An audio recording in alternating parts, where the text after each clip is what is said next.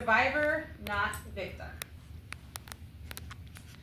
So in the time that I'm going to give this speech, about 120 people have become victims of some form of domestic violence, whether it be physical, sexual, financial, emotional. But today I'm not here to relive my past. I'm just going to give you a more personal look at domestic violence.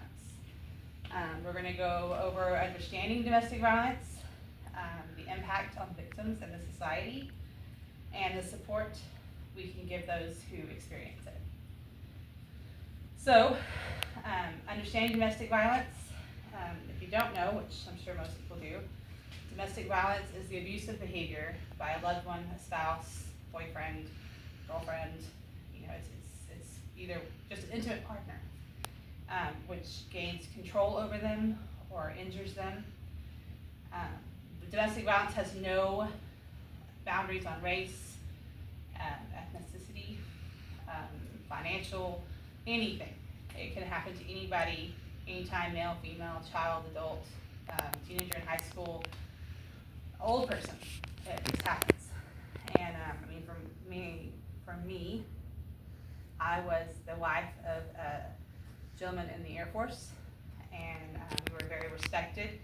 He was military police at one point, and then went on to be a contracting specialist, and he had people under him.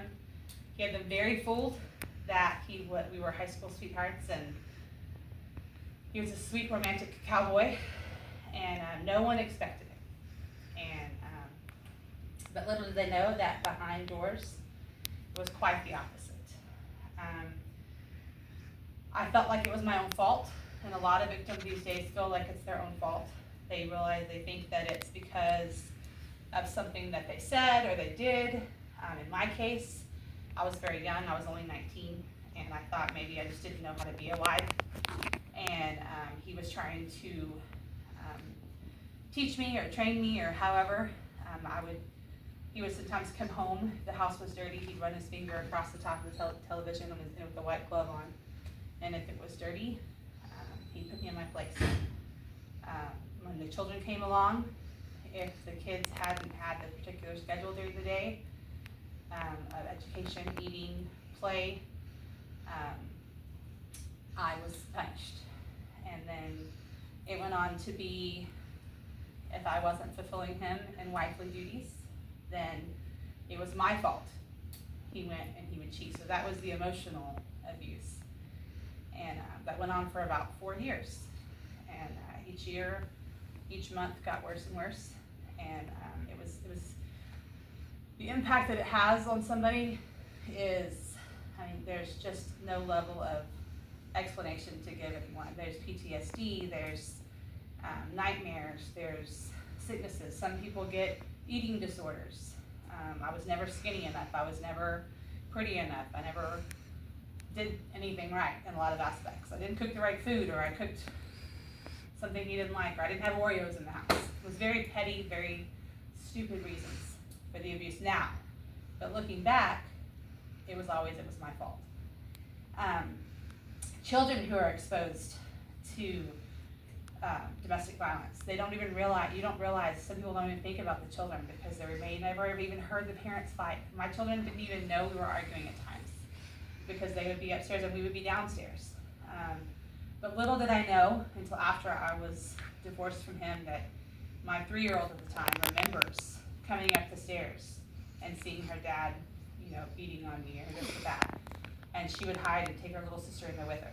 So there's lots of effects that can happen in society. It even puts a strain on the social system and the financial system. But there's so many things out there. There's preventions, there's the domestic abuse hotline, there's so many things. Just speak out. If you know someone, they need to speak out.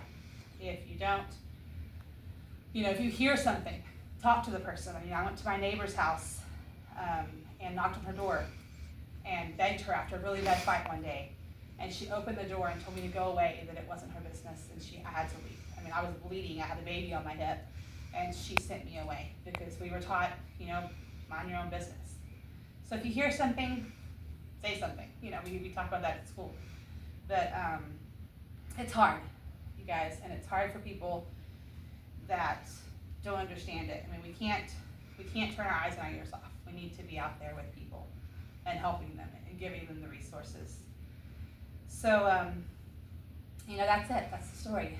It happens to everyone. When you look into a room full of 100 people, probably 10 of those have been victims. So just make sure that if you tell your brothers, your sisters, your everyone that they're not alone, they don't have to be quiet. It's okay. So thank you guys so much for listening, and I appreciate that.